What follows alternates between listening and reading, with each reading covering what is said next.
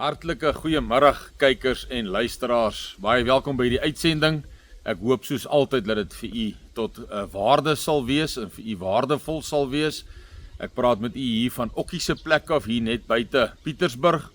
Ons het nou net 'n vergadering klaargemaak en op hierdie stadium definitief beter vergaderings as verlede jaar. Ons is baie dankbaar daarvoor en ek wil ook sê 'n ryklike geseënde toer sover. As ek sê ryklik geseënd, menende en bedoelende dat almal wat kom vergaderings toe en die gees wat daar heers en die harmonie wat daar heers en ek wil amper sê die vrugbare grond wat daar is vir die gees van ons Skepper deur sy profeseë en deur wat hulle sien wat gebeur, is dit voorwaar vir my wonderlik. En ek is dankbaar daarvoor en ek wil vir Okkie ook sê dankie Okkie vir jou plek wat ons hier kan oorslaap vanaand. Hier is die pragtigste oranje blomme, ek het nou hulle naam vir 'n oomblik vergeet, miskien kom ek 'n bietjie later op die naam af, maar pragtig hier so in 'n stukkie bos in die Bosveld hier in Pietersburg, so ja, weer eens baie dankie vir Okkie, ek waardeer dit, ons waardeer dit opreg.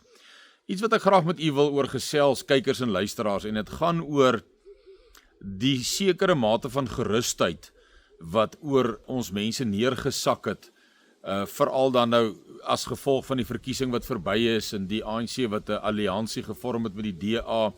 En ek wil nie ingaan op al die risiko's in terme van die Oosblok magte en die Wesblok magte wat gaan veg en gaan stry tot 'n baie erge ekstreme mate in Suid-Afrika oor Suid-Afrika en wat daarmee saamgaan nie. Want as baie mense en is min mense wat dit sal insien en verstaan op hierdie oomblik, daar moet nog eers 'n bietjie tyd gegee word, laat daar meer sigbaar raak, dan kan 'n mens lekkerder daaroor gesels. Maar ek dink 'n belangrike ding wat ek graag tog wil gesels oor, is die beskikbaarheid van olie en die moontlike potensiële skaarsheid van olie. Want jy moet onthou, ons brandstof word alles geraffineer uit olie uit en ru-olie en word ingevoer brandstof en alles wat daarmee saamgaan. En hierdie olie en brandstof is mos maar uit die areas uit Saudi-Arabië en Rusland en Iran. Dis tog maar waar die meeste olie vandaan kom. Amerika het uit die aard van die saak ook olie, maar ek wil nie nou in te veel tegniese detail ingaan nie. Wat ek met u wil deel in hierdie dag, en ek gaan, soos ek by die mense op die vergadering sê, ek gaan die vraag vir julle vra en ek gaan hom vir myself vra. En dit is dat ons weet dat die Amerikaners het verlede jaar, 2 jaar gelede min of meer gesê, dat wanneer hulle sou haks raak met Iran, wat ons mos nou weet, nou net 'n kwessie is van tyd.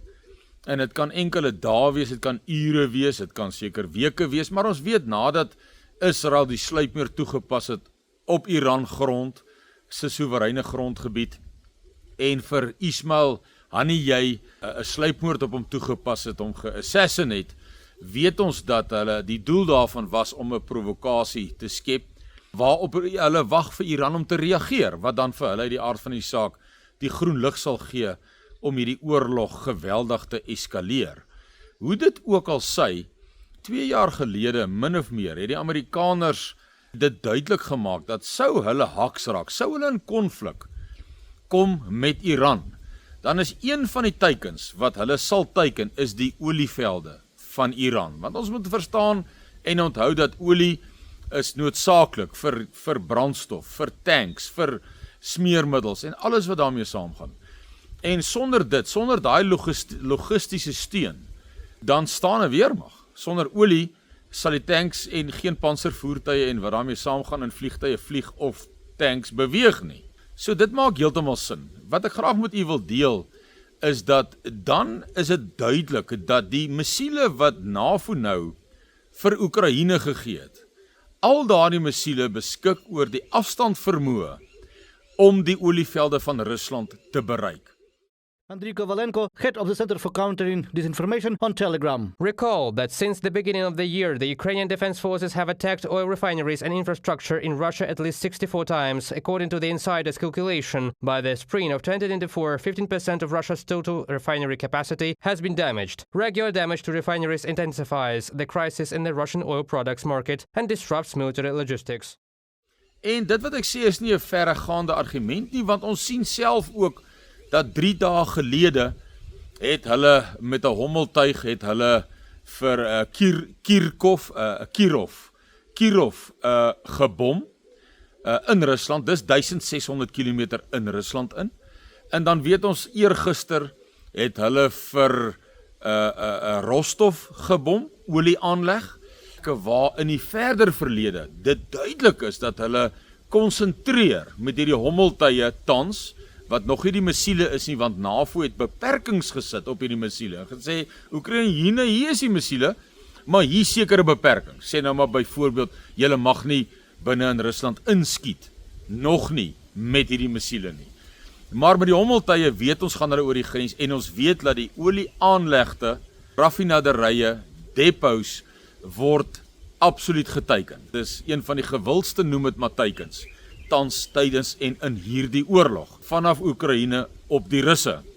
Nou gaan ek nie gesels oor Kursk se inval en alles daarmee saam nie, ek wil net fokus vir nou net op die olie. En dan weet ons dat NAVO het nou gister gesê, dat hulle gaan nou die beperkings op hierdie missiele. So, Oekraïne, ons het hierdie missiele vir julle gegee, maar ons gaan die beperkings, waarvan van die beperkings nou is, hoe ver hulle hom mag skiet, mag hulle hom in Rusland, gaan ons nou lig.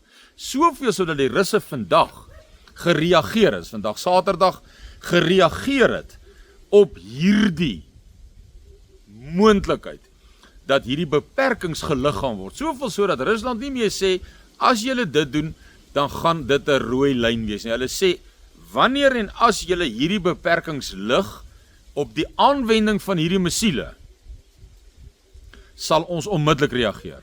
Dis die eerste keer wat Rusland so waarskuwing rig.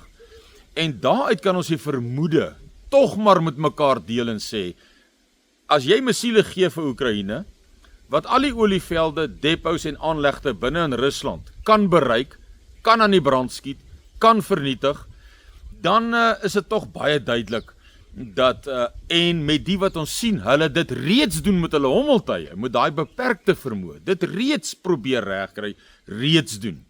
En dan herinner dit ons aan die Tweede Wêreldoorlog, toe Hitler se generaals vir hom gesê het, dat voor hy Moskou aanval, sal dit beter wees voor die winter, dat hulle die olievelde van die Russe eers oorneem, oorvat en dan nou in hulle beheer en besit het, en dan het die generaals gesê, dan grawe hulle in die winter, en dan wanneer die somer aanbreek, dan gaan hulle vir Moskou.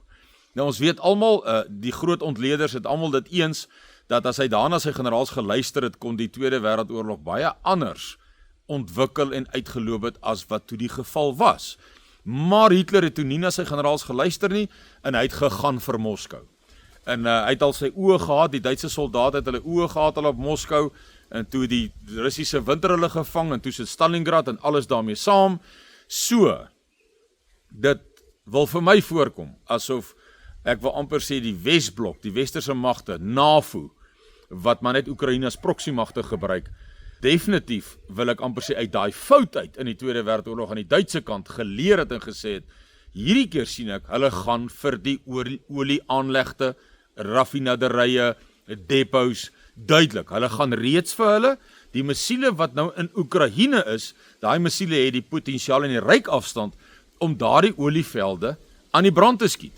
So nou kyk ons, na 2 jaar gelede min of meer, toe Amerikaanse weermag sê, dat hulle, een van die teikens is Iranse olievelde, nou sien ons daar's missiele wat Ruslandse olievelde kan bereik, wil ek maar net vir u sê, en vir u die vraag vra, kom ons gestel, Iran reageer vandag, dan nou op Ismail Haniyeh se sluipmoord, en hulle doen 'n aanval, dan het Israel gesê, gaan hy hewig en heftig reageer. Dan het John Kirby, die woordvoerder van die Amerikaanse Withuis, van die Joe Biden administrasie, het gesê dat as Iran vir Israel aanval, sal Amerika betrokke raak.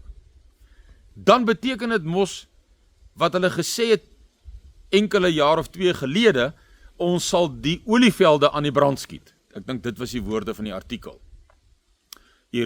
Amerika sal Iranse olievelde aan die brand skiet, as ek reg onthou. Dis nou uit die fees uit onthou. The barrel as turmoil in the Middle East threatens oil supply in the region, putting key shipping routes in jeopardy and potentially sending gas prices and inflation soaring. So wat vir my duidelik is, dan's daar nie olie nie of die olie word onmiddellik baie minder, sê nou maar met 20 of 30 of 60%, moet Rusland dieselfde as hulle daarin slaag om met hierdie missiele 20 of 60 of 30% van die Russiese olie dan nou te laat aan die brand slaan.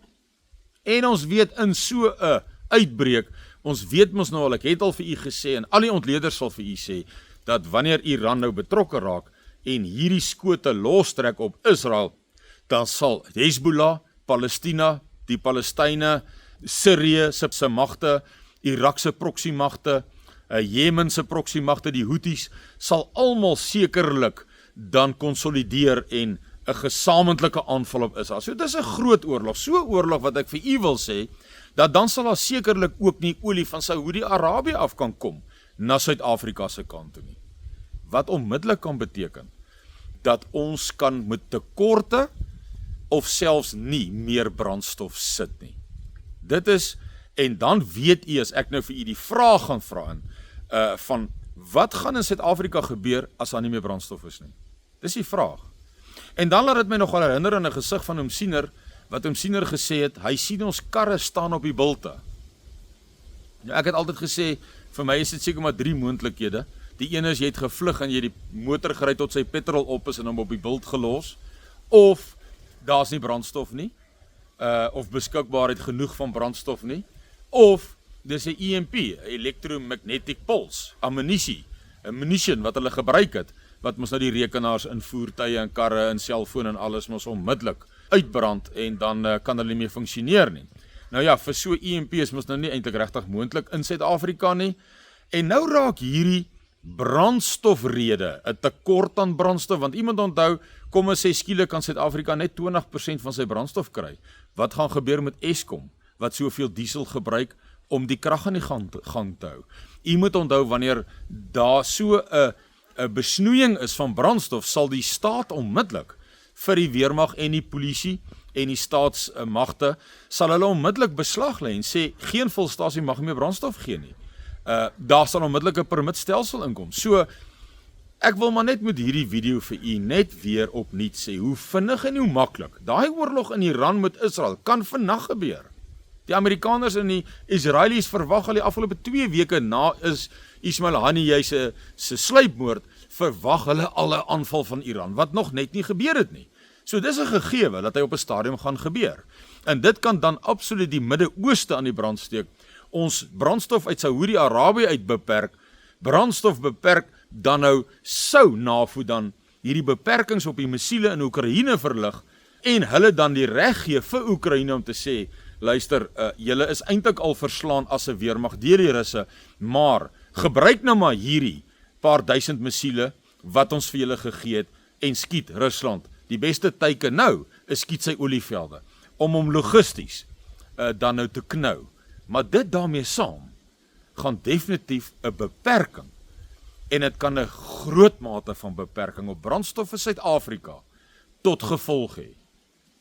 En dan weet u, as daar nie genoeg brandstof is om voedsel te versprei in die winkels en krag te voorsien deur Eskom en alles wat daarmee saamgaan nie, gaan u en ek tog die vraag saam antwoord en sê, dit is 'n groot vonk in 'n kruitvat vir geweld en oproer en plunder in Suid-Afrika. En ek wil net met hierdie video dit met u deel, dat ons net besef, dat ons nie kan in hierdie aan die slaap gesis wees, deur die politieke, breëstroom media, ANC, DA, nou gaan dinge beter gaan. Nee, dan raak ek nou nie aan wat ek in vorige video's al genoem het, van die dollar wat in duie kan stort, die petrodollar wat in duie kan stort, 'n pandemies wat ook al Grendelstaate wat mag inkom, en wat ook al hierdie ander risiko's. Ek wou net op hierdie video tyd spandeer en vir u sê, breek die oorlog nou uit tussen Israel en Iran, het John Kirby gesê, woordvoerder van die Withuis, dan sal Amerika betrokke raak. Raak hy betrokke, weet en verwag ons almal, die Houthis, Hezbollah, Hamas, Sirië, proxy magte in Irak, almal ons sien inteendeel dat selfs Erdogan het 'n week gelede gesê hy oorweeg om troepe te stuur Palestina toe om hulle te beskerm. So hier's geweldige verwikkelinge wat dit van so aard en so intensiteit kan maak hierdie konflik dat dit die toevoer van olie en brandstof baie sleg kan benadeel. En dit kan Suid-Afrika in 'n bestek van 'n week of 2 in 'n baie slegte situasie sit in terme van olie en brandstof en wat daarmee saamgaan. Ek wil net die gedagte by u laat u ook, ek sê altyd die brandwag gee vir u dit wat gevaartekens is, dit wat op gevaar kan uitloop, die risiko, die gevare rondom dit, en dan gaan u en u sê, ja, dit maak sin, en waar en hoe kan ek my posisioneer om my in die best moontlike posisie in so en tydens so 'n situasie te plaas. Lekker week vir julle verder, ons is nou nog op toer al die pad, dis nou nog deur die hele noordoostelike Transvaal, daar van Helspruit se wêreld af, Oos-Transvaal, en dan af Natal toe, en dan deur die Vrystaat, en dan is dit natuurlik nou die hele Kaap, van die Oos-Kaap, Oos-London af, reg om, tot daar teen die Weskus. So ja, sterkte en seën vir u, en tot ons weer dan praat. Goed gaan, totsiens.